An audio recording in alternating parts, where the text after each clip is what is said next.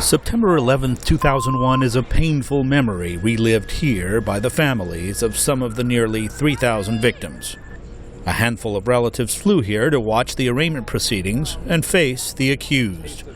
Clifford Russell's brother died at the World Trade Center, and he explains why he made the painful trip. To see for myself, and this is in flesh and blood, the attitude, the disrespect that I've heard about for our system, the swagger.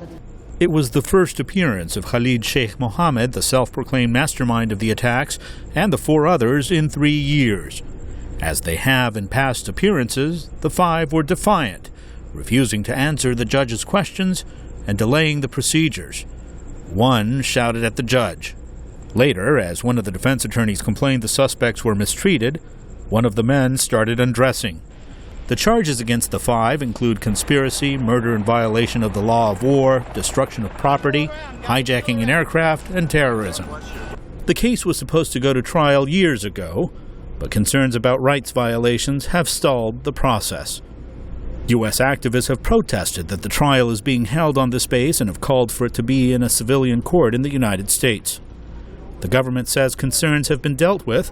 The military's chief prosecutor, Brigadier General Mark Martins, promises a fair trial. The law prohibits the use of any statement obtained as the result of torture or cruel, inhuman, or degrading treatment, and we will implement the law.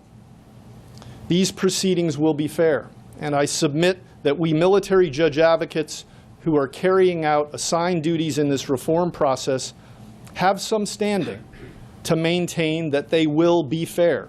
Charges could bring the death penalty for the 5 suspects, something Clifford Russell says he would not oppose. Hopefully they'll get what I believe they deserve. The trial itself may not begin for several months. For victims' relatives, the arraignment marks one step closer to achieving long-delayed justice. Luis Ramirez, VOA News, Guantanamo Bay, Cuba.